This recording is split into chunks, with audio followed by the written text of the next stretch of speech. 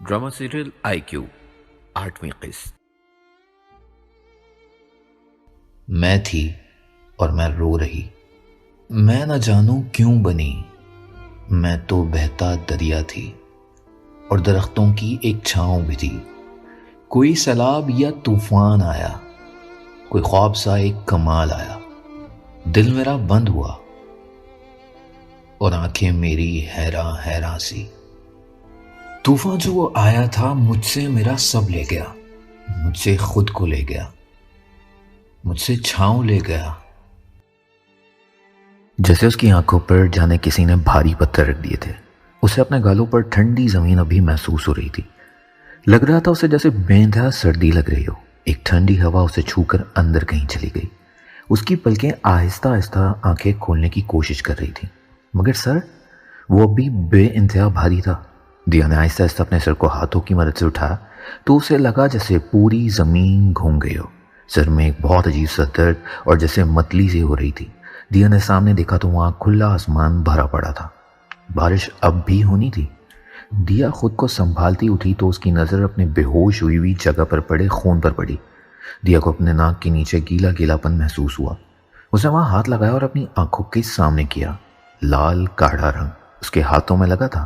دیا کے ناک سے خون نکلا تھا، پر کیسے اور کیوں؟ وہ آرام آرام سے اٹھی مگر پھر بیٹھ گئی۔ اس سے اٹھا نہیں جا رہا تھا۔ آج اس نے خود کو بے انتہا تکلیف دے ڈالی اور وہ جانتی تھی کہ اب اسے تکلیف کا ازالہ اسے پوری زندگی بھگتنا پڑے گا۔ اور اب وہ جانتی تھی کہ اس تکلیف کا ازالہ اسے اب پوری زندگی بھگتنا پڑے گا۔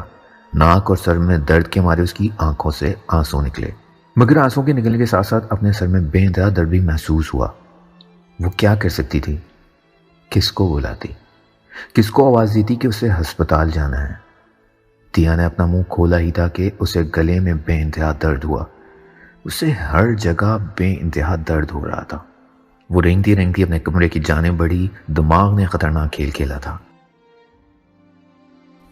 وہ رینگتی رینگتی اپنے کمرے کی جانب بڑھی۔ دماغ نے خطرناک کھیل کھیلا تھا۔ اپنے بچپن کو اپنی آنکھوں کے سامنے دیکھنا کوئی عام بات نہیں تھی، اور اوپر سے اپنے کندھوں پر اس کے ہاتھ لگانے کو بھی محسوس کرنا، یہ سب کچھ اس کے دماغ کے سوئے ہوئے حصے کو جگایا گیا تھا۔ پچھلا مغز، سویا ہوا دماغ، اگر وہ کام کرنا شروع ہو جائے تو انسان مر جائے گا۔ نہیں، وہ انسان مرے گا نہیں، بلکہ اور طاقتور ہو جائے گا۔ سائنس کی انسان کو خود کا وہ دماغ استعمال نہ کروانے کی ایک چھوٹی سی سازش، جس سازش میں ہم پھنس گئے۔ کچھ ایسی دوائیں جو انسان کا وہ سویا ہوا مغز جگا دیتی ہیں۔ پاگل کرنے کی دوائیں اکثر انسان کا دماغ تیز کر دیتی ہیں۔ دیا کے ساتھ بھی کچھ ایسا ہی ہوا، اور رینگتے رینگتے اپنے کمرے میں وہ پہنچ گئی۔ سر کے پچھلے اور پیشانی کے حصے میں بے انتہا درد ہو رہا تھا۔ ایسا لگ رہا تھا کہ کوئی بہت بھاری پتھر اس جگہ مارا گیا ہو۔ دیا رینگتے رینگتے اپنے الماری کی جانب پہنچی اور اسے کھولا۔ وہاں اس کے سامنے ہی دوائیوں کا ایک باکس رکھا تھا، مگر اس وقت ڈاکٹر کی ہدایت کے بغیر کوئی دوا کھانا بہت خطرناک تھا۔ دیا نے الماری کے خفیہ حصے کو پاس ورڈ لاک سے کھولا۔ اس خفیہ حصے میں ایک چھوٹا سا بٹن والا موبائل رکھا تھا۔ دیا نے اسے آن کیا۔ وہ کیا کرتی؟ جتنا شدید اسے اٹیک ہوا تھا، اسے ہسپتال جانے کی ضرورت تھی۔ وہ جاننا چاہتی تھی کہ یہ سب کیا ہوا ہے۔ اس نے موبائل میں کال کر کے ایمبولینس بلوائی۔ نانو کا نمبر اگر اسے یاد ہوتا تو وہ ضرور ملاتی، مگر نانو کا نمبر اسے یاد نہیں تھا۔ اسے بولنے میں بھی بے انتہا تکلیف ہو رہی تھی، مگر جیسے تیسے کر کے اس نے ایمبولینس بلوائی اور وہیں بیڈ سے ٹیک لگا کر بیٹھ گئی۔ ناک سے خون اب بھی بے تحاشا نکل رہا تھا۔ اسے یاد نہیں پڑتا تھا کہ اس کے ساتھ کبھی ایسا ہوا بھی ہو۔ بچپن میں 3 سال کی عمر میں وہ سیڑھیوں سے گری تھی، بے تحاشا زور سے۔ اس کے سر میں بے انتہا چوٹ لگی تھی۔ دیا کو یاد آ رہا تھا، اسے پرانی چیزیں یاد آ رہی تھیں۔ اسے محسوس ہو رہا تھا کہ 3 سال کی عمر میں وہ بے انتہا خطرناک چوٹ اسے کس نے ماری تھی۔ فارس صاحب، اس کے بابا کے پرانے دوست، اس کی ماں حنا احمد، اس کے بابا جاوید اقبال، اس کے بابا کے پرانے دوست فارس صاحب، ان کی بیٹی سارا، ان کی بیٹی علما۔ دیا کی بند ہوئی بھی آنکھیں کھلیں۔ علما اس کی مامی کی پرانی دوست تھیں۔ اس کی مامی وہ بانجھ تھیں، اسے یاد آ رہا تھا۔ آہستہ آہستہ کر کے اسے سب نہ جانے کیسے یاد آ رہا تھا۔ پھر تبریز سلمان، نانو کی کزن تبریز سلمان احمد۔ تبریز ایڈاپٹڈ تھا۔ دیا کی آنکھیں جھما کے سے کھلیں۔ علما پہلے سلمان صاحب کی بیوی تھی، نانو کی کزن کی بیوی۔ ماموں وقار احمد، کچھ تو تھا جو چھپا سا تھا۔ دیا کو لگا جیسے کچھ الگ ہوا ہو، کچھ بہت ڈیفرنٹ۔ تو یہ مامی کون تھی؟ وہ کہاں سے آئی تھی؟ کون تھی آخر مامی؟ نانو کون تھی؟ نانا کیا تھے؟ اسے باہر سے ایمبولینس کی سائرن کی آواز آئی۔ وہ جانتی تھی کہ یہاں رہنے والے مکین حیرت زدہ ہوں گے کہ آخر ایمبولینس بلوائی کس نے، مگر دیا نے ایک عقل مندی کی تھی۔ اس نے اپنا نام بتایا تھا۔ اسے سیڑھیوں سے کسی کے اوپر چلے آنے کی آواز آئی، کچھ قدموں کی۔ دروازہ دھڑام سے کھلا۔ وہ تبریز تھا۔ تبریز نے دیا کو دیکھا۔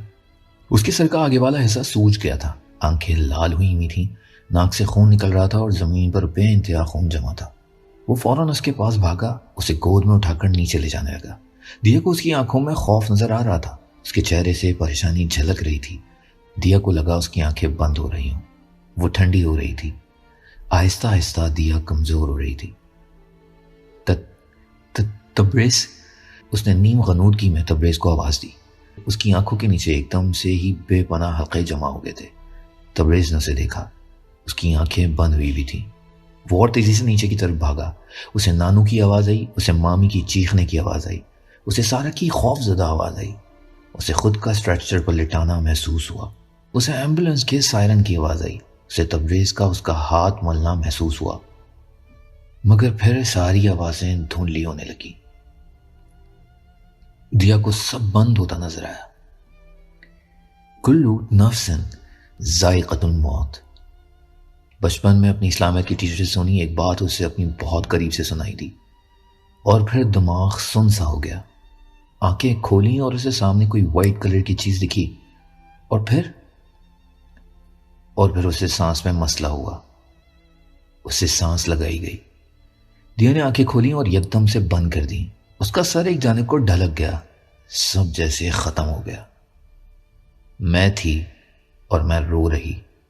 میں نہ جانوں کیوں بنی، میں تو بہتا دریا تھی، اور درختوں کی ایک چھاؤں بھی تھی۔ کوئی سیلاب یا طوفان آیا، کوئی خواب سا ایک کمال آیا، دل میرا بند ہوا اور آنکھیں میری حیراں حیراں سی۔ طوفان جو وہ آیا تھا مجھ سے میرا سب لے گیا، مجھ سے خود کو لے گیا، مجھ سے چھاؤں لے گیا۔ خوبصورت سی ٹھنڈی شام میں وہاں اس گھر کے مکین وہاں مہمانوں کی خاطر توازوں میں لگے تھے۔ چھوٹے سے بچے ادھر ادھر شام میں باہر گارڈن میں کھیل رہے تھے، جو کہ گھر کے مکین شام کی چائے اور اس کے ساتھ کچھ لوازمات لیے بچوں کو کھیلتا دیکھ رہے تھے۔ ویسے ماننا پڑے گا جاوید صاحب، دیا نے آپ ہی سے ایجپشن آئیز لی ہیں۔ علما، فادر صاحب کی بیوی۔ فادر صاحب جاوید اقبال کے بچپن کے دوست۔ علما نے دیا کی بڑی بڑی پیاری آنکھوں کو دیکھتے کہا، جو گھور گھور کر علما کی گود میں چھوٹی سی 1 سال کی سارا کو دیکھ رہی تھی۔ دی کی سپیلنگ غلط تھی اور دیا نے فوراً کیچ کیا اور کہا کہ بابا دی تو یہ ہے۔ آپ کو پتا ہے دیا بہت شارپ بھی ہے، میں نے اپنے پروجیکٹ میں لکھی ہے۔ جاوید اقبال نے دیا کو اپنے گود میں بٹھایا اور علما کی طرف دیکھ کر کہنے لگے، جبکہ اس بات پر بیٹھی مامی کے ہونٹوں پر طنزیہ مسکراہٹ آئی، اب ویسے بھائی صاحب یہ تو کچھ زیادہ ہو گیا۔ مامی نے باقاعدہ کہہ بھی دیا۔ ان کے کہتے ہی وقار احمد نے حیرت سے اپنے پاس بیٹھی اپنی بیوی کو دیکھا، جو ان کی بھانجی کے بارے میں یہ پھول جھڑ رہی تھی۔ نہیں، آئی ایم آنیسٹ، اب آپ کے بچے نہیں ہیں تو آپ کو کیا پتا۔ انہوں نے بھی طنز کا تیر نہ چھوڑا۔ وہاں 3 سال کی بیٹی دیا اس نا سمجھ میں آنے والی جھڑپ کو سن رہی تھی۔ آپ کے بچے نہیں ہیں؟ اس بات پر اس نے وہاں گارڈن میں کھیلتے تبریز کو دیکھا۔ کیوں؟ تبریز نہیں ہے میرا بچہ؟ کیا عجیب بات کر رہے ہیں آپ؟ وہ بھی غصے میں چلا اٹھی۔ وہاں بیٹھے نانو اور نانا نے ان کو دیکھا، جن کا چہرہ غصے سے لال ہو رہا تھا۔ میں نے انٹیلیجنٹ بچے کی بات کی ہے، آپ تو سمجھتی ہی ہمیشہ الٹا ہیں۔ انہوں نے دیا کو اتارا تو وہ بھاگی بھاگی گھر کے اندر کے حصے میں چلی گئی۔ یہاں اسے بڑوں کے بیچ میں بیٹھنا بہت عجیب لگ رہا تھا، اور خاص طور پر ان فارغ صاحب کے سامنے بیٹھنا، وہ تو تھے ہی بے پناہ جی۔ کیوں میرا تبریز انٹیلیجنٹ نہیں ہے؟ بولے نا آپ بھی کچھ۔ انہوں نے وقار صاحب کو کونی ماری تو وہ اتنی زور کی کونی لگنے پر بلبلا ہی اٹھے، جبکہ وہاں بیٹھی علما کے چہرے پر مسکراہٹ پھیلی۔ آپ لوگ بھی بس کریں کہ اتنی سی بات پر لڑنے بیٹھ گئے۔ علما نے بیٹھے دونوں نفوس سے کہا، جو اب بس لڑنے کے در پر ہی تھے۔ اوہ بی بی جی، صاحب جی، دیا بہت زور سے سیڑھیوں سے نیچے گر گئی ہے، نیچے بیسمنٹ میں پڑی ہے۔ وہاں ہڑبڑاہٹ سی آتی ماسی نے ان سب کو آگاہ کیا۔ اس بات پر تو ہینا کا دل جیسے بند ہی ہو گیا، اور جاوید صاحب، ان کی تو جان ہی حلق میں آ گئی۔ ہائے میری بچی! بھاگی بھاگی ہینا سیڑھیوں کی طرف پہنچی جہاں نیچے ہی دیا خون کے ساتھ پڑی تھی۔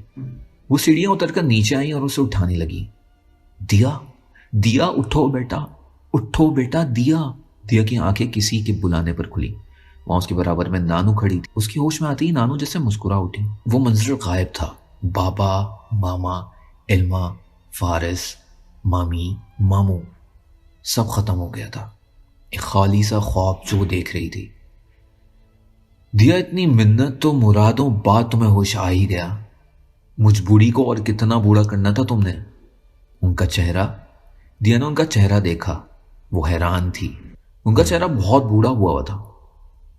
کچھ تھا جو ڈیفرنٹ تھا، کچھ تھا جو اسے چھپایا جا رہا تھا، یا کچھ مسنگ تھا۔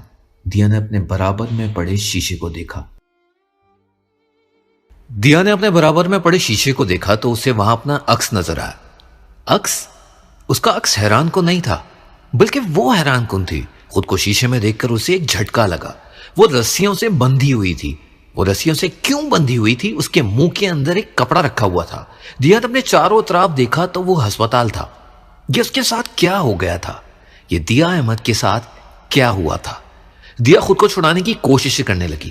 اسے بند کیوں کر دیا گیا تھا؟ ایسا کیا کیا تھا اس نے؟ سب اس کی سمجھ سے ایک دم باہر تھا۔ تبھی ایک ڈاکٹر بھاگی بھاگی اس کے پاس آئی۔ آ گیا انہیں ہوش؟ کوئی ریئیکٹ کیا انہوں نے؟ ڈاکٹر برابر میں رکھے انجیکشن کو اٹھاتی ہوئی بولی۔ کیا کیا جا رہا تھا اس کے ساتھ؟ یہ ہو کیا رہا تھا اس کے ساتھ؟ سب کچھ ایک دم سے بدل گیا تھا۔ نانو اتنی تھکی ہاری کیوں تھی؟ جی مجھے دیکھ کر ان کی آنکھوں میں لگا جیسے یہ مجھے پہچان گئی ہیں۔ آپ ان کے منہ سے یہ پٹی تو نکالیں۔ نانو نے انہیں آگاہ کیا اور ان سے دیا کے منہ میں لپٹی پٹی کو نکالنے کی التماس بھی کی۔ دیا ڈاکٹر کو دیکھ ہی رہی تھی کہ انہیں وہ بہت دیکھی دیکھی سی لگی۔ کون تھی وہ؟ یہ تو اچھی بات ہے، جی میں نکالتی ہوں۔ ڈاکٹر نے اپنے ہاتھ میں موجود انجیکشن کو برابر میں رکھا اور اس کے منہ سے پٹی کو ہٹانے لگی۔ ان کی پٹی ہٹاتے ہی دیا نے لمبی لمبی سانسیں لینا شروع کی، جبکہ ڈاکٹر نے اس کی آنکھوں کے سامنے چٹکی بجائی۔ انہیں پہچانتی ہو؟ یہ کون ہے؟ ڈاکٹر نے نانو کی طرف اشارہ کیا۔ دیا نے نانو کو دیکھا جو اسی کو بہت آس سے دیکھ رہی تھی۔ نانو ہے یہ میری، مجھے کیوں باندھ رکھا ہے؟ چھوڑے مجھے ڈاکٹر۔ اس کے پہچانتے ہی نانو کا چہرہ جیسے خوشی سے کھل گیا۔ ان کا دل جیسے باغ باغ ہو گیا۔ تمہیں یاد نہیں کہ تمہیں اس طرح کیوں باندھا جاتا ہے؟ ڈاکٹر کی اس بات پر جیسے اسے کچھ سمجھ نہیں آیا۔ وہ اس کی رسیاں اتار رہی تھی۔ مجھے نہیں پتا کہ مجھے اس طرح کیوں باندھا گیا ہے۔ کسی مریض کے ساتھ اس طرح کا سلوک کرتے ہیں آپ لوگ؟ اپنا ایک ہاتھ چھڑاتے ہی اس نے اس ہاتھ کو جھٹکے دیے۔ اس کا وہ ہاتھ سن ہو گیا تھا۔ نانو نے اس کی پیشانی پر بوسہ دیا۔ کسی مریض کے ساتھ نہیں دیا، صرف تم جیسی مریض کے ساتھ۔ تمہیں سچ میں یاد نہیں کہ تم یہاں کس طرح لائی گئی؟ کیا ہوا تھا تمہارے ساتھ؟ ڈاکٹر کی یہ باتیں اسے سمجھ سے باہر تھیں۔ وہ کیا کہہ رہی تھی اسے کچھ سمجھ نہیں آ رہا تھا۔ وہ اب بھی اپنے دونوں ہاتھوں کے آزاد ہونے کے بعد اٹھ کر بیٹھ گئی، جبکہ اس کے پاؤں اب بھی بندھے ہوئے تھے جسے وہ کھول رہی تھی۔ مجھ جیسی مریض کے ساتھ؟ مجھے یاد ہے کہ مجھے اٹیک ہوا تھا۔ میں نے خود ہی ایمبولینس کو کال کر کے بلایا تھا۔ میری ناک سے خون نکلا تھا۔ میں نے آخری بار خود کو اسٹریچر پر محسوس کیا تھا۔ پھر میری آنکھ اب کھلی ہے، اسے نانو کی طرف دیکھتے ہوئے کہا۔ نانو کے چہرے پر پریشانی تھی۔ انہوں نے ڈاکٹر کی جانب دیکھا جو خود بھی پریشان لگ رہی تھی۔ اس کے بعد دیا؟ اس کے بعد کچھ اور ہوا تھا۔ تم ایمبولینس میں یہاں آئی تھی؟ پھر کیا ہوا تھا دیا؟ تمہیں کچھ یاد نہیں؟ ڈاکٹر نے ایک آخری کوشش اسے یاد دلانے کی جو رنگ نہیں لا سکی۔ اسے جو یاد تھا وہ بتا چکی تھی۔ تو اب بھی کچھ ہوا تھا؟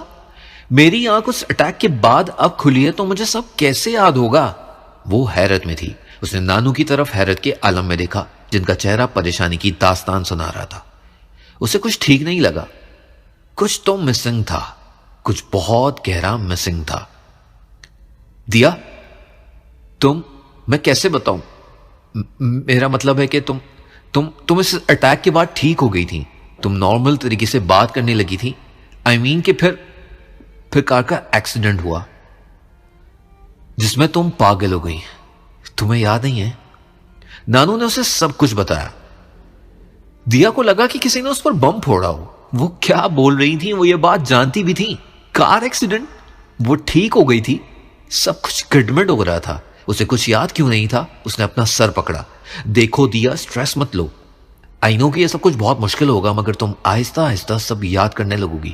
اسٹریس لینے سے تمہاری طبیعت پھر خراب ہو سکتی ہے. ڈاکٹر اس کے کندھے پر ہاتھ رکھ کر اسے حوصلہ دینے لگی. اسے حوصلے کی اب ضرورت نہیں تھی، اسے قوت کی ضرورت تھی، اسے خود کی ضرورت تھی. کب ہوا یہ سب؟ اسے سمجھ نہیں آیا کہ وہ سوال کیوں پوچھ رہی تھی، مگر وہ جانتی تھی کہ ڈاکٹر کو سمجھ آ گیا کہ وہ کیا سوال پوچھنا چاہ رہی ہے. انہوں نے برابر میں رکھے جگ سے پانی بھر کر اسے دیا، جس سے اس نے اگنور کر دیا. تمہیں 2 سال پہلے اٹیک ہوا تھا دیا، وہ اٹیک جس کی تم بات کر رہی ہو. اور اس انکشاف پر وہ واقعی چکرانے لگی. اس نے پانی کا گلاس ان سے لیا اور منہ سے لگایا. 2 سال یعنی 730 دن. 2 سال، وہ 2 سال 2 صدیوں کے برابر تھے. نہیں، آپ جھوٹ بول رہی ہیں. 2 سال پہلے کیسے اٹیک ہو سکتا ہے؟ مجھے تو صبح اٹیک ہوا تھا، مجھے یاد ہے، مگر مجھے یاد کیوں نہیں ہے؟ اس نے سر کو اپنے ہاتھوں میں رکھ دیا. نانو کے چہرے پر بے انتہا پریشانی تھی. اسے کچھ یاد نہیں تھا. 2 سال بہت زیادہ تھے دیا کے لیے. 2 سال 2 سال پہلے اٹیک ہوا تھا دیا تمہیں. تم اپنی ڈائری پڑھ سکتی ہو، مگر اس ڈائری میں صرف 1 سال اور 10 مہینے تک کی بات لکھی ہے. اس کے بعد تمہارا ایکسیڈنٹ ہوا تھا. تم صرف چلاتی رہتی تھی دیا. نانو نے اس کے بال سہلائے. اس کا دل کیا کہ وہ دنیا کے کسی ایسے کونے میں چلی جائے جہاں اس کی ساری یادداشت ہو. بچپن سے لے کر اب تک سب کچھ اسے دکھایا جاتا. مگر ایسا کہاں ممکن تھا؟ ایسا کہاں ممکن ہوتا ہے؟ کوئی بات نہیں دیا، ہمارا دماغ کبھی اس طرح بھی ہو جاتا ہے. بٹ ڈونٹ وری، بہت جلد آہستہ آہستہ تمہیں سب یاد آ جائے گا. ڈاکٹر نے اس کے کندھے پر ہاتھ رکھ کر اسے تسلی دی.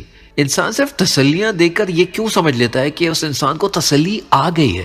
یہ تسلی دینا اتنا آسان کیوں ہوتا ہے؟ مگر تسلی کا ہونا آسان کیوں نہیں؟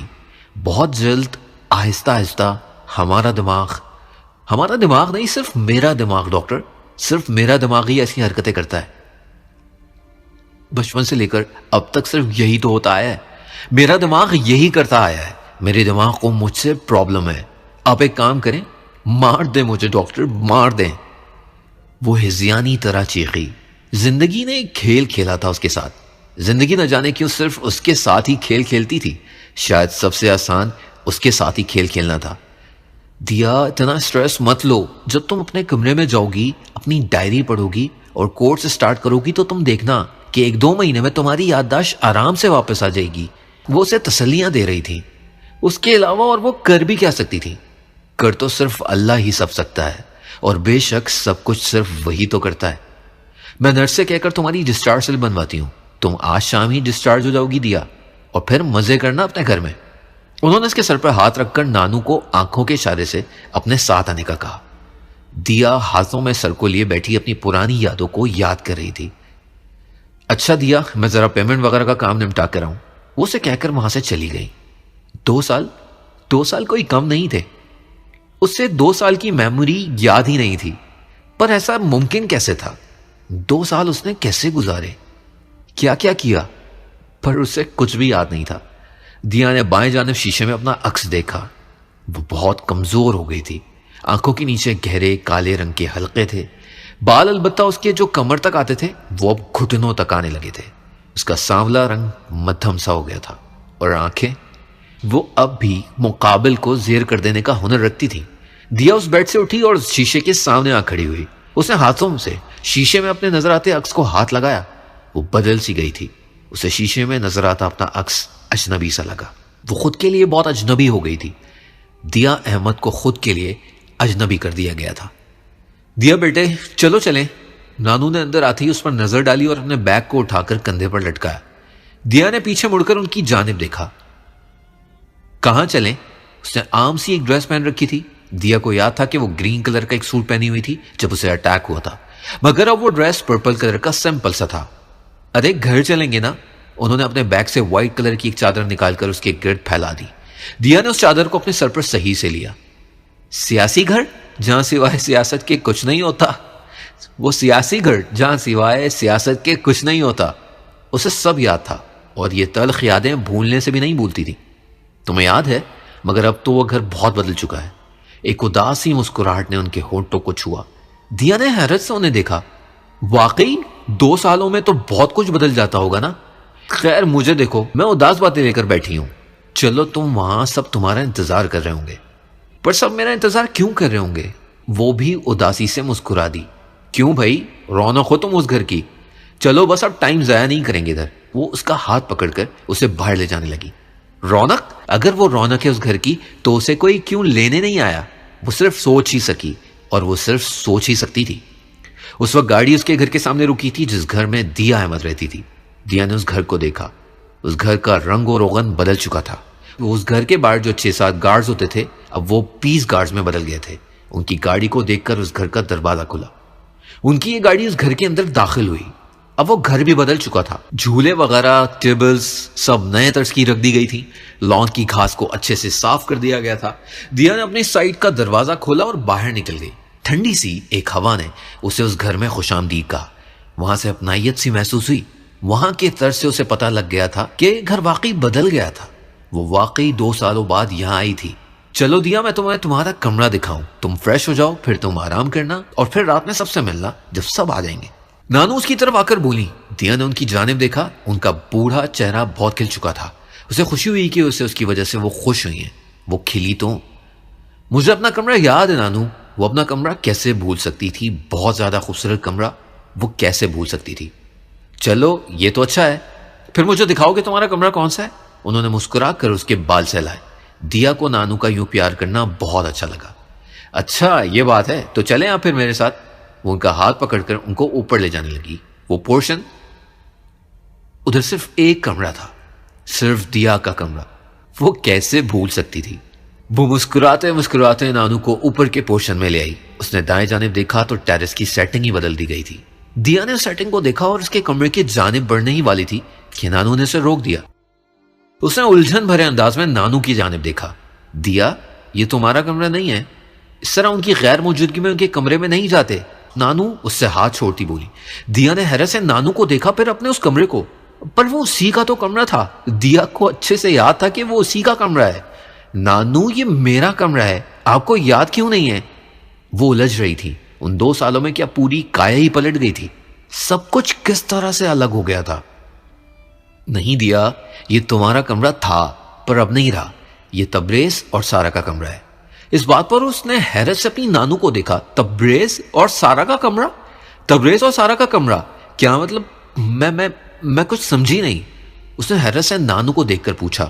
واقعی یہ بات بہت حیران کن تھی، بے پناہ حیران۔ میاں بیوی ہیں دیا وہ۔ انہوں نے اس کا ہاتھ پکڑا اور اسے نیچے لے جانے لگی۔ مگر سارا کی شادی تو سمجھ سے ہونے والی تھی نا؟ اس نے حیرت سے کہا۔ نانو نے اس کی جانب دیکھا۔ وہ سمجھ سکتی تھی کہ وہ سب بھول گئی ہے، پرانے واقعات اسے یاد نہیں ہیں۔ ہونے والی تھی دیا، مگر ہوئی نہیں۔ سمد نے عین شادی سے 1 دن پہلے انکار کر دیا اور مجبوراً تبریز کو سارا سے شادی کرنی پڑی۔ سمد آج کل پاکستان میں آیا ہے، پالیٹکس میں ہاٹ ٹاپک چل رہا ہے۔ انہوں نے اسے سمد کے بارے میں آگاہ کیا۔ سمد نے عین موقع پر سارا سے انکار کر دیا۔ مگر کیوں کیا سمد نے سارا کے ساتھ ایسا؟ وہ اسے جس کمرے میں لے کر آئی تھی دیا کے لیے، وہ کمرہ حیران کن تھا۔ وہ کمرہ اس کا سب سے فیوریٹ کمرہ تھا جس سمد کو دیا گیا تھا۔ وہ اب اس کا ہو گیا تھا۔ نہ جانے کب سے وہ اسی کا تھا۔ سمد کا کمرہ ہے نا یہ، تو میرا کب سے ہوا؟ اس نے حیرت سے کمرے میں قدم بڑھاتے ہوئے نانو کو کہا۔ نانو اس کمرے کی لائٹ کھولی۔ پورا فرنیچر اس کا ہی تھا جو وہ اوپر والے کمرے میں رکھتی تھی۔ حسین سا پیارا سا کمرہ جس کی شان و شوکت اب اور بڑھ چکی تھی۔ تمہارا 2 سال پہلے ہی ہو گیا تھا جب تبریز کی سارا سے شادی ہوئی۔ یہ کمرہ تمہیں بہت یاد کرتا تھا دیا، اور ہنا وہ تو تمہیں بے پناہ یاد کرتی ہے۔ ہنا اس کی ماما جس نے اسے ریجیکٹ کیا، پر وہ اسے کیوں یاد کرتی تھی؟ دیا کو بے انتہا حیرت ہوئی، بے انتہا۔ ماما، مسز ہنا، وہ مجھے کیوں یاد کرتی ہیں؟ کتنا حیرت زدہ دن تھا آج اس کے لیے۔ کتنا سب کچھ بدل گیا تھا، کتنا سب کچھ ایک دم سے ہی جیسے نئی شروعات ہوئی تھی۔ وہ ادھر ہی رہتی ہے دیا، روز تمہارے کمرے میں آتی تھی۔ پورے 2 مہینے تک وہ تم سے ملنے آتی رہی جب تک تم بہت زیادہ چیختی تھی۔ اپنے بابا کو یاد کرتی تھی اور اپنی ماں کو۔ وہ تمہارے پاس آتی تھی، تم ان سے لپٹ کر روتی تھی دیا۔ تمہیں ہر وقت بس ہنا ہی چاہیے ہوتی تھی۔ وہ مسکرا کر اسے آگاہ کر رہی تھی۔ ناقابل یقین انکشاف، پر ایسا کیسے ممکن تھا؟ نہیں، ایسا ممکن ہی نہیں تھا، ایسا ممکن ہو ہی نہیں سکتا تھا۔ نہیں ماما، مسز ہے نا، وہ مجھ سے ملنے آتی تھی، کیوں رہتی ہیں وہ اس گھر میں؟ اس نے چہرہ موڑ لیا۔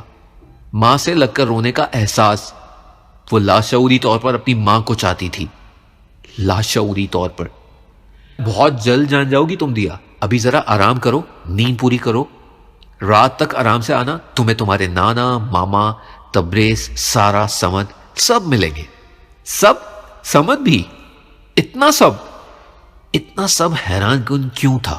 دیا کو سمجھ نہیں آیا کہ ان 2 سالوں میں آخر ہوا کیا تھا۔ نانو سے چھوڑ کر وہاں سے چلی گئی۔ حیرت در حیرت اس نے آخری بار سمد سے بات کی تھی فون پر، اسے تبریز نے اسٹریچر پر لٹایا تھا۔ دیا الماری کے جانب بڑھی۔ اگر وہ 1 سال 10 مہینے تک بالکل ٹھیک رہی ہوگی تو اس نے ریکارڈر میں بہت کچھ ریکارڈ کیا ہوگا، اس نے ڈائری میں بھی بہت کچھ لکھا ہوگا۔ ڈائری اسے لکھنے کی عادت کب سے پڑی؟ کتنا کچھ اسٹرینج تھا اس کے لیے، کتنا کچھ، پر ایسا ممکن کیسے تھا؟ دیا نے الماری کھولی، وہ اسی کی الماری تھی، اسے اپنی عادت کا پتہ تھا، اس نے ضرور وہ ڈائری خفیہ خانے میں ہی رکھی ہوگی، اور اس خفیہ خانے میں ضرور کوڈ لگا ہوگا۔ وہ الماری اسی کی تھی، وہی الماری۔ دیا نے اس خفیہ خانے کو وہیں چھوڑا اور اپنے دروازے کو لاک لگا کر واپس الماری کے سامنے آ گئی، مگر اس میں تو کوڈ لگا تھا۔ دیا کوڈ کیسے لگاتی؟ کیا تھا کوڈ؟ اسے کچھ یاد نہیں تھا۔ اگر اس نے پرانا والا ہی کوڈ لگایا ہوا ہے تو یہ بیسٹ تھا۔ دیا نے اللہ کا نام پڑھ کر اس خفیہ خانے میں کوڈ لگایا۔ اسٹرینج، حیران کن، وہ کوڈ لگ بھی گیا، خفیہ خانے کا دروازہ کھل گیا۔ دیا نے اس خفیہ خانے کو وہیں چھوڑا اور اپنے دروازے کو لاک لگا کر واپس الماری کے سامنے آ گئی۔ اس نے خفیہ خانہ کھولا تو اس کے اندر براؤن کلر کی ایک ڈائری پڑی تھی۔ دیا نے وہ ڈائری نکالی اور اس کا پہلا صفحہ کھولا۔ جولائی 15، 2018۔ وہاں ڈیٹ مینشن تھی، ابھی 2021 چل رہا تھا تو وہ ڈائری 2 سال پرانی تھی۔ دیا نے اس کے نیچے لکھی ہوئی تحریر پڑھی۔ میں دیا احمد ہوں، دیا احمد۔ میں نے اپنا آئی کیو ٹیسٹ کیا، مجھے آئی کیو کا ٹیسٹ کرنے کے لیے میری ڈاکٹر نے بولا میرا آئی کیو لیول حیران کن، میرا آئی کیو لیول 160+ تھا۔ مجھے یقین نہیں آ رہا، جس لڑکی کی پرسنٹیج کبھی بھی اچھی نہیں آئی، جس کے مقدر نے اسے ریجیکشن کا لفظ تحفے میں دیا، اس کا اتنا زیادہ آئی کیو لیول کیسے ہو گیا؟ کیا اللہ اپنے بندوں پر اتنا مہربان ہے کہ وہ انہیں ان کی سوچ کے بالکل برعکس عطا کرتا ہے، اتنا شاندار عطا کرتا ہے؟ آج میرے سارے گلے شکوے اللہ سے دور ہو گئے۔ میں کبھی سمجھ ہی نہیں سکی کہ اللہ بہتر سوچتا ہے۔ اللہ تو بہترین سوچتا ہے، اس نے میرے لیے بھی سمد احمد سے بہترین سوچا ہوگا۔ میں اللہ کی رضا میں خوش ہوں اور مجھے اللہ کی رضا میں ہی خوش ہونا چاہیے۔ یہ تو بالکل ایک نئی دیا تھی، اللہ کی رضا میں خوش رہنے والی دیا احمد، جسے اللہ سے کوئی گلا شکوہ نہیں تھا، جسے اللہ سے بے پناہ محبت تھی، جسے اللہ کے فیصلے سے بے پناہ محبت ہے۔ دیا کی آنکھوں سے آنسو نکلے اور ان صفحات پر جذب ہو گئے۔ دیا نے اس خفیہ خانے میں اس ڈائری کو واپس رکھ دیا۔ وہ خفیہ خانہ الماری کے سب سے اوپر والے حصے میں تھا، الماری کی چھت کے حصے میں، جہاں آپ اپنا کچھ بھی رکھ سکتے ہیں۔ اس نے خفیہ خانے میں لاک لگایا اور الماری کو بند کر دیا۔ وہ آج ہی سب کچھ نہیں جان سکتی تھی۔ دیا ایسے کیسے آج ہی سب جان لیتی؟ وہ واش روم کی جانب بڑھی، اسے فی الحال فریش ہونا تھا اور پھر سونا تھا، ایک گہری اور آرام دہ نیند جو جانے وہ کب سے نہیں کر پائی ہوگی۔ دیا احمد کب سے نہیں کر پائی ہوگی۔ وہ واش روم سے وضو کر کے نکلی۔ وضو؟ اسے حیرانی ہوئی، دیا احمد کو وضو کرنا آتا تھا، پر کیسے آتا تھا؟ اس نے تو کبھی صحیح طرح سے وضو کیا ہی نہیں۔ شاید وہ جب مدرسے جاتی تھی قرآن پڑھنے تبھی سے آتا ہو۔ اس نے اپنی سوچوں کو جھٹکا اور ایک بڑا سا دوپٹہ لے کر نماز کے سٹائل میں باندھ لیا۔ نماز؟ اسے حیرت ہو رہی تھی، اسے نماز کب آئی پڑھنا؟ اس نے تو کبھی نماز پڑھی ہی نہیں۔ شاید ان 2 سالوں میں کچھ الگ ہو گیا تھا۔ دیا احمد اب الگ ہو گئی تھی۔ اس نے ڈریسنگ ٹیبل کے پاس پڑی چھوٹی سی ٹیبل سے جائے نماز اٹھائی اور اسے بچھا لیا۔ آج تو شاید حیرت کے جھٹکوں کا ہی دن تھا۔ دیا نے نماز کی نیت باندھ کر تکبیر کہی، حیرت در حیرت اس نے ثنا پڑھی، پھر سورۃ الفاتحہ اور پھر سورۃ البقرہ کا آخری رکوع۔ وہ رکوع میں گئی، پھر سجدے میں اور پھر دوبارہ اٹھ کھڑی ہوئی۔ اس نے سورۃ الفاتحہ پڑھی اور پھر سورہ آل عمران پڑھنا شروع کی۔ وہ پھر رکوع میں گئی اور پھر سجدے، پھر اس نے اتحیات پڑھی اور اٹھ کھڑی ہوئی۔ اس نے اسی طرح پوری نماز مکمل کی اور اب وہ دعا مانگ رہی تھی۔ اسے حیرت ہو رہی تھی کہ دیا احمد کو نماز پڑھنا آتی تھی اور اس کے اندر اتنی صورتیں بھی. کیا ہوا تھا ان 2 سالوں میں؟ ایسا کیا تھا جو کبھی سمجھ ہی نہیں پائی؟ اور وہ ہو بھی گیا. وہ بھاگ کر الماری کی طرف گئی اور اس نے خفیہ خانہ کھولا. وہاں سے اس نے ڈائری نکالی. ڈائری کا دوسرا صفحہ کھولا. جولائی 16 2018. آج میں کچن میں جا رہی تھی کہ مجھے مامی کی آواز آئی. وہ کسی نامعلوم انسان کو گھر میں بلا کر کچن میں بات کر رہی تھی اور وہ باتیں اتنی غلیظ تھیں کہ میں سوچ بھی نہیں سکتی. جب میں وہاں سے ہلکا سا اندر ہوئی تو مجھے وہاں اس کا چہرہ نظر آیا. حیرت، ناقابل یقین. مگر میں وہ چہرہ بھول گئی. اوہ، میں نے تو اپنی دوائیوں کو پھر سے کھانا شروع کر دیا. مجھے پھینک دینی چاہیے انہیں. میرے سر میں درد رہنے لگا ہے. میں کل کی یادیں آہستہ آہستہ بھولتی جا رہی ہوں. نہ جانے مجھے کیا ہو گیا ہے. میں کون ہوں؟ دیا احمد یا دیا جاوید؟ کون ہوں میں، دیا احمد یا دیا جاوید؟ یا میں کبھی کچھ رہی نہیں؟ اس نے ڈائری بند کی. دوائیاں، مامی. اسے کچھ سمجھ آنے لگا تھا. کوئی تو ایسی بات تھی جو اسے یاد تھی مگر یاد نہیں آ رہی تھی. مامی؟ اب تک مامی اس کا حال احوال پوچھنے نہیں آئی. حیرت ہے. دیا نے ڈائری کو خفیہ خانے میں رکھا تو اس کی نظر مردانہ کپڑوں پر پڑی. مردانہ کپڑے؟ یہ کس کے کپڑے تھے؟ دیا نے آج تک ایسے کپڑے نہیں پہنے تھے. تبھی اس نے ہینگر میں لٹکے ایک سوٹ کو نکالا جو 3 پیس سوٹ پر مشتمل تھا. تبھی دروازے پر ناک ہوا. دیا نے جلدی سے خفیہ خانے کا لاک بند کیا اور ڈریس رکھ کر الماری بند کر کے دروازہ کھولنے چل پڑی. اس نے دروازہ کھولا تو اس کی آنکھوں کے سامنے کھڑے وجود کی آنکھوں پر پڑی. تھکا ہارا وجود. اسے حیرت ہوئی، بے انتہا حیرت ہوئی. ایسا کیسے ممکن تھا؟ وقت جیسے رک سا گیا ہو اور وجود اس کی آنکھوں میں جھانکتا اس سے سب لے گیا ہو. السلام علیکم، وہ وجود رکھائی سے کہتا اندر داخل ہوا. دیا کو حیرت ہوئی. اس نے مڑ کر اسے دیکھا جو اب اپنے ہاتھوں پر لپٹی گھڑی کو اتار رہا تھا. دیا نے دروازہ بند کیا اور اس کے سامنے آ کھڑی ہوئی. وعلیکم السلام. تم یہاں میرے کمرے میں کیا کر رہے ہو سمد؟ اسے غصہ ہی تو تھا، 2 سال پہلے والی بات کا غصہ. ایسا کیسے ممکن تھا کہ وہ سب کچھ بھول جاتی؟ اتنا سب کچھ. سمد نہیں، عبدالصمد. اور اسے اس بات پر دھچکا لگا. عبدالصمد نہیں، وہ سمد تھا، سمد احمد. اس کی یادداشت اتنی کمزور نہیں ہوئی تھی کہ وہ اس کا نام ہی بھول جاتی، اس کا چہرہ ہی بھول جاتی. اور میں یہاں آنے کا حق رکھتا ہوں. اس بات پر دیا نے حیرانی سے اسے دیکھا. کون سا حق؟ کیسا حق؟ کوئی حق نہیں رکھتے تم. وہ غصے سے بولی. سمد. وہ غصے سے بولی. سمد. ہاں. عبدالصمد نے اسے کندھوں سے تھاما. آپ کا شوہر ہوں میں، دیا عبدالصمد. آپ کا شوہر؟ طبیعت کیسی ہے اب آپ کی؟ اتنا بڑا انکشاف کر عبدالصمد نے اپنی ٹائی اتار کر ڈریسنگ ٹیبل پر پھینکی، ڈریسنگ ٹیبل پر رکھی. دیا کا دل کیا کہ وہ یہی ٹائی اس کی گلے میں رسے کی طور پر باندھ کر اسے الٹا لٹکا دے. مگر دیا اس ہاتھی جیسے آدمی کو اٹھاتی کیسے؟ اسی بات کی بے بسی کی وجہ سے اس نے اپنا ہاتھ کا مکہ بنایا اور زور سے دیوار پر مارا. دیا پاگل ہو سکتی ہے مگر وہ تم سے نکاح نہیں کر سکتی. امپاسبل. دیا کے ہاتھوں سے خون نکلا جس کو عبدالصمد نے دیکھا. اس کی آنکھیں اس وقت بھیگی ہوئی تھیں. دوپٹے کے حالے میں لپٹی وہ ایک نور لگ رہی تھی جو اب عبدالصمد کے نصیب میں ہے. وہ اب اسی کا نصیب تھی. دیا مجھ سے نکاح کر کے کار کے ایکسیڈنٹ میں پاگل ہو گئی تھی. آئی تھنک اب صحیح ہو کر آئی ہے مگر مکمل طور پہ نہیں. ابھی بھی پاگلوں والی حرکت کر کے اپنا ہاتھ خونم خون کر بیٹھی ہے. وہ اس کے ہاتھ کو پکڑتے بولا مگر دیا نے اس کی گرفت سے اپنا ہاتھ کھینچ لیا. مجھے ہاتھ مت لگانا عبدالصمد. اس نے اسے غصے سے دیکھا. عبدالصمد کو سمجھ نہیں آتا تھا کہ اس کی زندگی میں ایسا کون سا گناہ کیا تھا جو اس کی سزا پچھلے 2 سالوں سے اسے مل رہی تھی. آپ کو میں ہاتھ نہیں لگاؤں گا مگر آپ اپنے ہاتھ کی پٹی کریں. خود کو اذیت آپ پچھلے 2 سالوں سے دے رہی ہیں، اب اور کتنی دیں گی؟ وہ اس کی طرف سے ہٹتے ہوئے بولا. دیا کو سمجھ نہیں آیا کہ 2 سال یہ کیا تھے. 2 سال ایک سراب یا پھر ایک خواب جس سے گزار کر وہ اٹھی مگر بھول گئی کہ اس نے کیا خواب دیکھا. پر ایسا کیسے ممکن تھا؟ سمجھ، میں پچھلے 2 سالوں کی یادیں بھول گئی ہوں. مجھے نہیں پتا کہ پچھلے 2 سالوں میں کیا ہوا تھا. مجھے بتاؤ کیا ہوا تھا. وہ تھک ہار کر بیڈ پر بیٹھ گئی. 2 سال؟ اسے ان 2 سالوں سے نفرت ہو رہی تھی. آپ ایک ہی دن میں کتنا سب جاننا چاہیں گی؟ مگر پھر بھی آپ کی تسلی کے لیے میں آپ کو بتا دیتا ہوں کہ آپ حافظ قرآن بن گئی تھی. آپ کی شادی مجھ سے ہوئی تھی. بس اتنا کافی ہے آپ کے لیے؟ دیا نے حیرت سے اس کی جانب دیکھا جو واش روم جانے لگا تھا. میں حافظ قرآن ہوں اس نے ناقابل یقین آنکھوں سے پوچھا۔ جی جی، وہ یہ کہہ کر واش روم چلا گیا۔ کتنا سب کچھ بدل گیا تھا۔ وہ بدل گئی تھی، جسے قرآن کی الف پہ نہیں آتی تھی وہ قرآن کریم کی حافظہ بن گئی تھی۔ دیا نے اس کے کمرے کی کھڑکی کھول کر ٹیرس میں قدم رکھا۔ ایک سرد ہوا نے اس کا استقبال اس ٹیرس میں کیا۔ دیا نے ٹیرس کی ریلنگ میں ہاتھ رکھ کر آنکھیں بند کر دی۔ یہ کیا کہہ رہی ہیں آپ؟ وہ شادی سے ایک دن پہلے کیسے انکار کر سکتا ہے؟ دیا نے شادی کی شاپنگ کو سائڈ پر رکھ کر کہا۔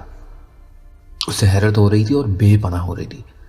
نانو خود اپنا سر اپنے ہاتھوں میں لیے بیٹھے فون پر بار بار اس کا نمبر ملا رہی تھی، اور ابھی سمد کی اس کال نے انہیں ہلا کر رکھ دیا۔ میں نہیں جانتی دیا، میں کیا کروں، مجھے کچھ سمجھ نہیں آ رہا۔ سمد نے ایسا کیوں کیا؟ میں ہنا کو اب کیا جواب دوں گی؟ میں فارس کو کیا جواب دوں گی؟ ہال میں سب کچھ بک ہو گیا ہے، شادی کے کارڈز بٹ گئے ہیں، بتاؤ میں اب کیا کروں؟ وہ اپنا سر ہاتھوں میں لیے رو رہی تھی۔ یہ خیال اور یہ حادثہ ان کے لیے بہت حیران کن تھا۔ سمد کو جب شادی سے انکار کرنا ہی تھا تو اس نے شادی کی پیشکشی کیوں کی؟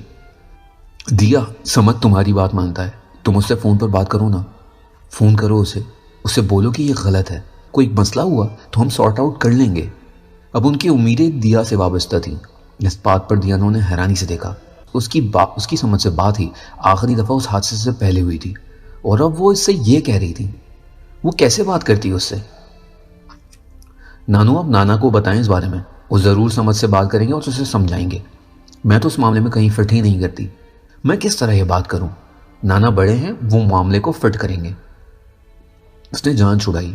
بہرحال وہ کسی بھی طرح اس معاملے میں آنا ہی نہیں چاہتی تھی، اور سمد، اسے تو وہ بالکل بھی بات نہیں کرنا چاہتی تھی۔ اچھا تو تم پھر ایک کام کرو، تبریز سے باہر ریسٹورنٹ میں جا کر مل لو، تمہارے رشتے کی بات ڈالی ہے میں نے، وہ تم سے ملنا چاہ رہا ہے باہر۔ ان کی اس بات پر اس کا شاپنگ بیگ سے اپنا سوٹ نکالتا ہاتھ جیسے رک سا گیا۔ دیا نے حیرانی کے عالم میں انہیں دیکھا۔ یہ آپ کیا کہہ رہی ہیں، میں اور تبریز؟ نانو، نہیں، بالکل بھی نہیں۔ اس نے سر پر دوپٹہ اچھے سے اوڑھا۔ وہ اس حادثے کے بعد حجاب کرنے لگی تھی، خود بخود، اپنی خواہش کے مطابق۔ اللہ سے اس کا ناتا جو جڑنے لگا تھا، اور ناتے کیسے جڑ جاتے ہیں نا، خود بخود، بالکل خود بخود۔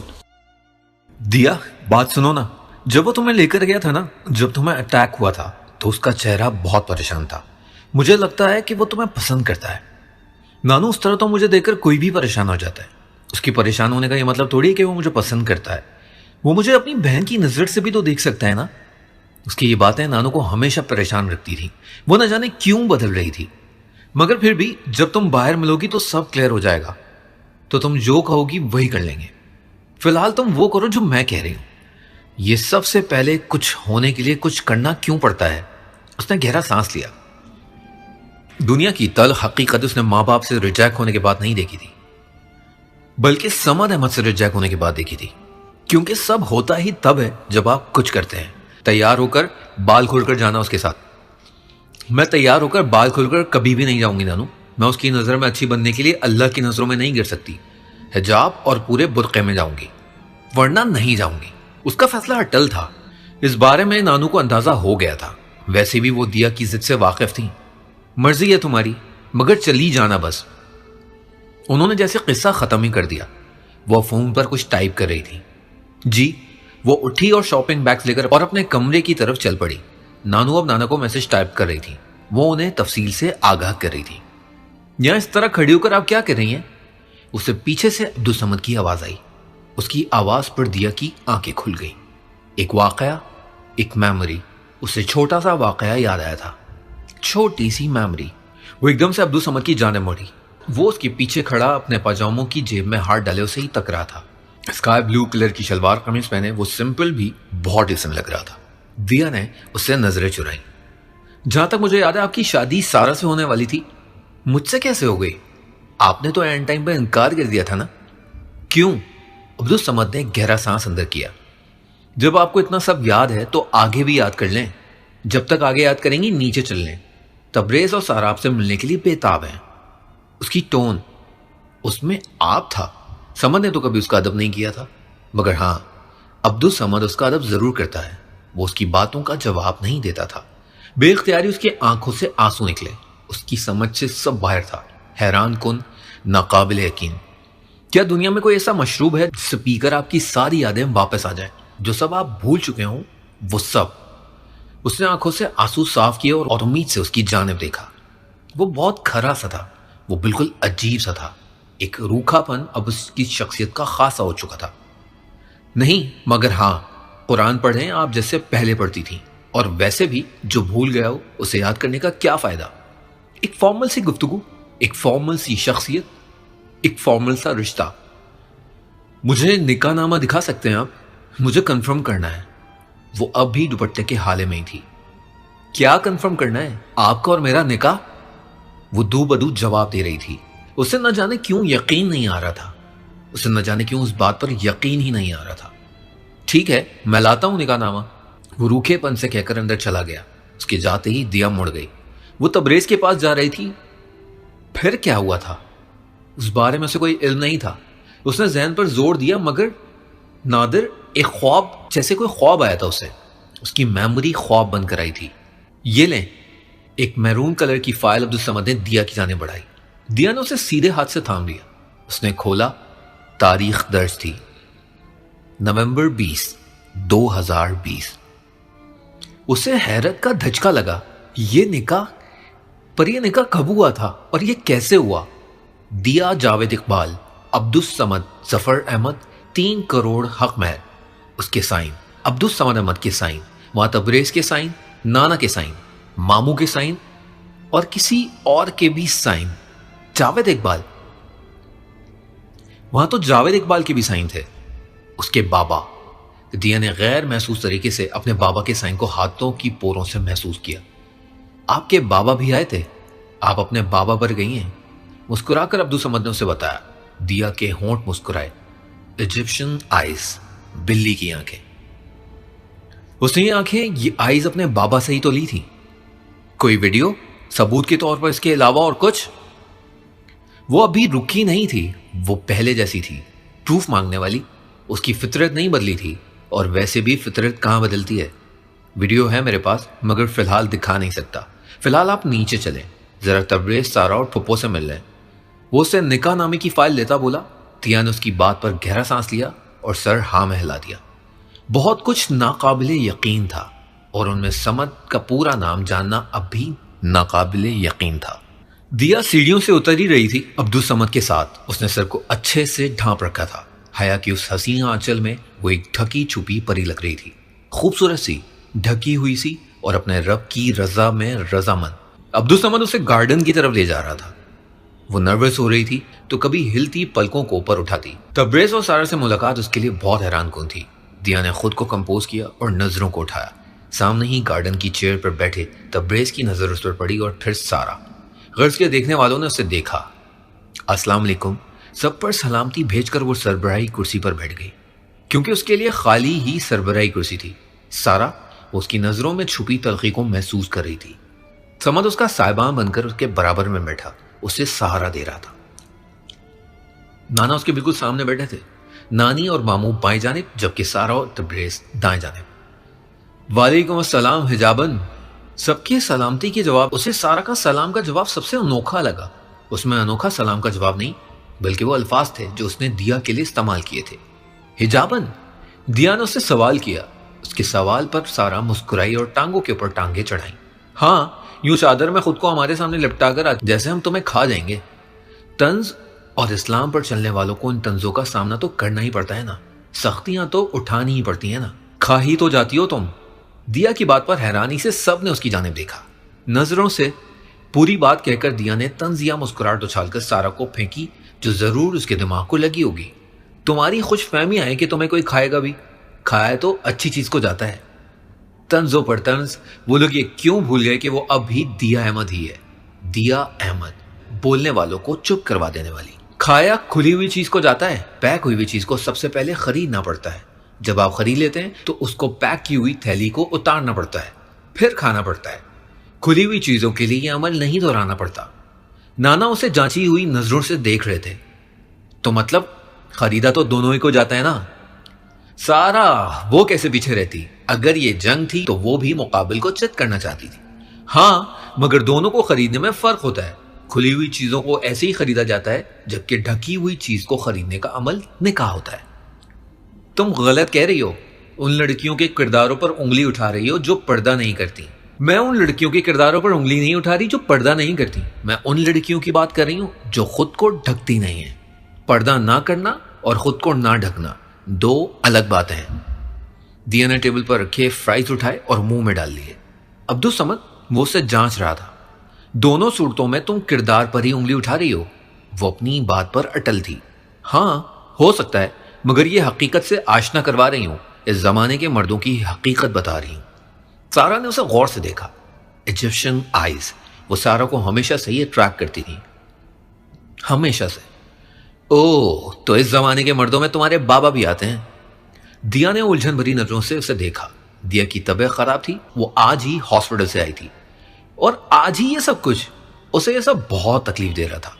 इस जमाने के मर्दों में मेरा शौहर भी आता है, नाना भी आते हैं, मामू भी, तबरेज भी, हर मर्द, और हाँ मेरे बाबा भी, आने वाले तमाम मर्द भी। मगर हर मर्द में फर्क होता है। हर मर्द गंदी ज़हनियत का मालिक नहीं होता। कुछ होते हैं अल्लाह के नेक बंदे। लेकिन हाँ, मुझे इन नेक बंदों का इल्म नहीं। मेरे सामने जो है सो है। हकीकत वो जानती थी। हकीकत कड़वी होती है और यहां बैठे सब लोगों को भी लग रही होगी। तो तुम्हारा इस्लाम इतनी जबान दराजी का हुक्म भी देता है? नाकाबिले यकीन शख्सियत नाना, वो बोले भी तो क्या बोले, उसे यहां अपना आप मिसफिट लगा। उसका फ्राइज उठाता हाथ रुक गया। उसने हैरानी से नाना को देखा और अपना हाथ खींच लिया। मेरा इस्लाम यह कहता है कि जो बोलो सच बोलो, जो हक है वो कहो। अगर जुल्म होता देखो तो अगर इतनी इस्तात रखते हो कि कुछ कर सको तो करो। अगर बोल सकते हो तो बोलो। अगर जुल्म को बुरा सोच सकते हो तो सोचो। इस्लाम ये नहीं कहता कि मुंह बंद करके सबकी बातें सुनो और चुप बैठो। इस्लाम कहता है कि जब तक आप अपने लिए कुछ नहीं करेंगे, कोई आपके लिए कुछ नहीं करेगा। हम अपने हीरो खुद होते हैं और हमें अपना हीरो खुद ही होना चाहिए। मामू, उनका चेहरा उससे मुतासिर था। मुतासिर तो उससे सभी होते थे, मगर कोई कुछ बोलता नहीं था। और कोई कुछ बोलता भी तो क्यों? हम कुछ बोलते ही तो नहीं है। वो हॉस्पिटल से आई है और आप लोगों ने उसे अपने तंजों का निशाना बना दिया है। उससे बातें करें, उससे घुले मिले। शायद नानू को लगा था कि वो उस माहौल में खुद अनकंफर्टेबल फील कर रही हैं, तभी वो कह गई, अरे हाँ नानू, सुना है तुम अपनी 2 सालों की याददाश्त भी भूल आई। सारा वो फिर से मजाक बना रही थी और वो उसका मजाक बनाने का कोई मौका हाथ से जाने थोड़ी ना देती। मैं सब भूल गई हूं, मगर ये नहीं भूली कि तुम्हारी शादी से 1 दिन पहले तुम्हारे दूल्हे साहब ने इनकार कर दिया था। वो भी पीछे नहीं रही, और वो पीछे रहती भी क्यों? जब सबको वही मिलते थे तो उससे क्यों ना मिलते? दिया ने वाज़ेह तौर पर उसकी आंखों में गुस्सा देखा। दिया, be in your limits. Tabrez बोला भी तो क्या? वो जानती थी तबरेज जरूर कुछ बोलेगा, और वो बोल गया। उसे कोई खास फर्क नहीं पड़ा था इस बात पर। मिस्टर तबरेज, तुम अपनी लिमिट्स में रहो। मेरी बीवी से इस तरह बात मत करना आइंदा, वरना अंजाम के जिम्मेदार तुम खुद होगे। मिस्टर तबरेज, तुम अपनी लिमिट्स में रहो। मेरी बीवी से इस तरह बात मत करना आइंदा, वरना अंजाम के जिम्मेदार तुम खुद होगे, वो खर्राते हुए बोला। दिया ने हैरानी से समद को देखा, जिसकी आंखों में वाज़ेह तौर पर गुस्सा था। वो उसके लिए स्टैंड ले रहा था। उसे अंदर ही अंदर कहीं खुशी हुई, मगर मामले की संगीनी का एहसास भी हुआ। क्या करोगे तुम? कुछ कर सकते हो तुम सिवाय बोलने के? तबरेज भी गुस्से से धाड़ा। वो जानती थी तबरेज को। वो अपनी बीवी के लिए नहीं लड़ रहा था, वो पुरानी दुश्मनी की वजह से लड़ रहा था। और तबरेज किसी के लिए स्टैंड उठा ही ना ले। उसने सोचा, तुम जानते हो मैं बहुत कुछ कर सकता हूं। सोच है तुम्हारी सिर्फ अभी तो। जहां तुम्हारी ताकत खत्म होती है, वहां से मेरी ताकत शुरू होती है। कमजोर नहीं समझना मुझे, वो उठते हुए बोला। तबरेज भी समझ के उठते ही खड़ा हो गया। मामला बहुत संगीन हो गया था, बेइंतहा। कमजोर तो तुम बहुत हो। वो हंसा। तबरेज सलमान अहमद, सलमान। दिया के दिमाग में कुछ क्लिक किया। सलमान, एक कनेक्शन। बस करो तुम दोनों। समत, दिया को लेकर अंदर जाओ, उसकी तबीयत खराब है। और तुम तबरेज, मेरे साथ जरा कमरे में तो आओ। नाना की गुस्सेली आवाज ने उन दोनों के जोश से उबलते खून को ठंडा करने की एक नाकाम कोशिश की। जाने अब वो नाकाम थी कि कामयाब भी हो गई थी। अभी तो दादा कह रहे हैं, वरना मैं वो हाल करता तुम्हारा कि तुम याद रखते। चलें आप दिया। समद उसे वॉर्न करता दिया का हाथ पकड़कर अंदर चल दिया। तू बस बोल ही सकता है। तबरेज की आवाज उसे सीढ़ियों पर कदम रखते ही आई थी। दिया ने समद के हाथ को जोर से दबाया कि कहीं वो दोबारा ना चला जाए। नहीं जा रहा मैं, आप चलें। वो उसे कंधों से थामता ऊपर ले आया। दिया को एक इत्मीनान सा हुआ था। खुद के लिए किसी ने स्टैंड लिया था और उसे ये अच्छा लगा था। وہ اب اس کا سائبان بھی تھا. اندر دل کے کسی کونے میں تتلیوں نے اڑان بھری تھی اور دیا کے ہونٹوں نے مسکان کو دعوت دی تھی. وہ مسکان ہر برائی سے پاک مسکان. صبح کی ٹھنڈی ٹھنڈی ہوائیں انسان کو ایک خوبصورت سا سرور دے رہی تھی. خوبصورت سے پرندوں کی چہچہاہٹ اسے بہت مسرور کر رہی تھی. وہ کمرے میں بیٹھی قرآن پڑھ رہی تھی. حیران کن، ناقابل یقین، اسے پہلا پیار یاد تھا. اسے وہ اچھے سے یاد تھا، بالکل رٹا رٹایا، بالکل رٹو طوطے کی طرح. اسے بہت خوشی ہو رہی تھی. نہ جانے کیوں اسے بہت اچھا لگ رہا تھا. تو ٹھیک ہے، آپ اس کی فیکٹری جلا دیں، مجھے کوئی اعتراض نہیں. دیا کے کانوں میں جیسے ہی یہ بات پڑی تو اس کی آنکھیں حیرانی سے سمت کو دیکھنے لگی. کیا کہہ رہا تھا وہ؟ اسے بہت حیرت ہو رہی تھی، بے پناہ ہو رہی تھی. سمت ایسا بھی کر سکتا ہے؟ جی جی، خدا حافظ. سمت فون بند کر کے اس کے پاس آ کر بیٹھا. سمت فون بند کر کے اس کے پاس آ بیٹھا. وہ بالکل اس کے سامنے بیٹھا تھا. چمکتی آنکھیں دیا کے چہرے کا دیدار کر رہی تھی. دیا نے اس کی جانب دیکھا. صاف ستھری رنگت پر چمکتی آنکھیں اور پیشانی پر ایک بال جو دیا کو اچھا لگ رہا تھا. دیا نے اسے نظریں چرا لی. تم کس فیکٹری کی جلانے کی بات کر رہے تھے سمت؟ اس نے قرآن بند کیا. اسے غلاف میں لپیٹنے لگی. وہ جو گفتگو کرنے جا رہی تھی اس پاک کتاب کے سامنے کرتی تو شرم آتی اسے. دشمن کی؟ وہی الجھا سا جواب. تو تم دشمن کی فیکٹری جلا دو گے؟ دیا نے اسے حیرت سے دیکھا اور پھر اپنے پاس پڑی ٹیبل پر غلاف میں لپٹا قرآن رکھ دیا. ہاں، محبت اور جنگ میں سب جائز ہے. وہ صحیح دیکھ رہا تھا. اس کی آنکھوں میں گہرائی سے دیکھ کر بول رہا تھا. دیا کو اس کی آنکھوں میں دیکھنے سے عجیب سی نروسنس فیل ہوئی. تمہیں کس نے کہا کہ محبت اور جنگ میں سب جائز ہے؟ دنیا کا قانون ہے یہ. اسلام میں محبت اور جنگ میں سب جائز نہیں ہے سمجھ. اسلام کہتا ہے جائز کرو، ناجائز کو جائز سمجھ کر مت کرو. اس انسان نے بھی فیکٹری کتنی محنت سے کھڑی کی ہوگی، اسے ختم مت کرو اس طرح. وہ اسے سمجھا رہی تھی اور سمجھ رہا تھا. وہ اسے ان 2 سالوں میں ایسے ہی سمجھاتی تھی، اچھے سے، بالکل الگ طرح سے. اور وہ سمجھتا تھا کیونکہ وہ سمجھنا چاہتا تھا. تبرے سے وہ دشمن دیا. محنت سے کھڑی نہیں کی اس نے فیکٹری. اس نے وہ فیکٹری چھینی ہے میرے بابا سے. جانتی ہو کہ میں تمہیں منع کر کے کیوں چلا گیا تھا وہاں؟ کیونکہ اس تبریز نے نقصان کر کے وہ فیکٹری مجھ سے لے لی تھی. میں بہت کرائسس میں تھا.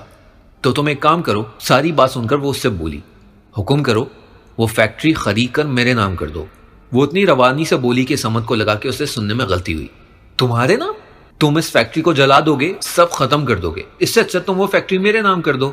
وہ اپنا دوپٹہ کھولتی ہوئی بولی. دیا واقعی خوبصورت تھی، بے انتہا خوبصورت. اچھا، وہ یہ کہہ کر وہاں سے چلا گیا. بس اچھا؟ اس نے آگے نہیں کہا کہ کیا ہوا اور کیا نہ، وہ یہ کرے گا بھی یا نہیں. اسے حیرت ہوئی. وہ اپنے بالوں کو سنوارتی ہوئی بیڈ پر آ بیٹھی. اس نے ٹیک لگا کر آنکھیں موند لیں. دیا کو ایک دم سے ہی سر میں درد ہوا. اس نے آنکھیں کھولی مگر اس کی آنکھیں، اسے بلیک پردہ سامنے دکھا. سب کچھ بلیک تھا اور ایک دم سے اسے سر میں درد ہوا. لگا جیسے کسی نے بہت زور سے سر میں کوئی ضرب ماری ہو. وہ ٹیک لگا کر آنکھیں مون گئی. وہ ریسٹورنٹ میں پورے حجاب میں بیٹھی تبریز کو سامنے دیکھ رہی تھی. وہ اس کے سامنے بیٹھا اسے ہی دیکھ رہا تھا. وہ کب سے یہاں بیٹھی تھی. تبریز اسے نہ جانے کیوں ریسٹورنٹ میں لے آیا تھا. باوجود اس کے کہ یہاں اے سی لگا تھا مگر پھر بھی دیا کو گرمی لگ رہی تھی. اسے حجاب میں کبھی گرمیوں میں بھی گرمی نہیں لگی تھی مگر اب لگ رہی تھی اور بے پناہ لگ رہی تھی. تم کیا مجھے سب یہاں بٹھانے کے لیے لے کر آئے ہو؟ وہ سامنے رکھے جوس کو اٹھا کر پیتی ہوئی بولی. جبکہ اس بات پر تبریز مسکرایا.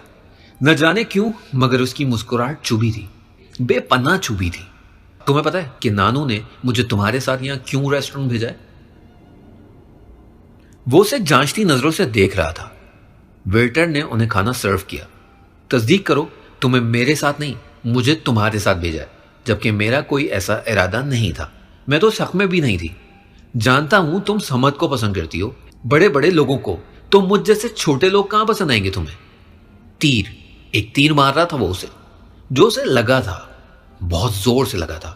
ایسی بات نہیں ہے، میں بے وفاؤں کو پسند نہیں کرتی. تم بتاؤ تم کرو گے شادی مجھ سے؟ وہ ڈائریکٹ بات کر رہی تھی. اسے لگ رہا تھا کہ کچھ برا ہونے والا تھا، بے انتہا برا ہونے والا تھا. تمہیں؟ وہ مسکرایا اور آگے ہوا. دیا کو اپنی دھڑکنیں تیز ہوتی ہوئی محسوس ہو رہی تھی. اسے چھٹی حص بہت برا ہونے کے بارے میں بتا رہی تھی اور اس کی چھٹی حص کبھی جھوٹ نہیں بولتی تھی. تم وہ نہیں ہو جسے میں لائف پارٹنر بناؤں. میری ٹائپ ہی کچھ اور ہے. میں تمہیں کبھی بھی لائف کا ایک پارٹ بھی نہیں بنا سکتا. نیور.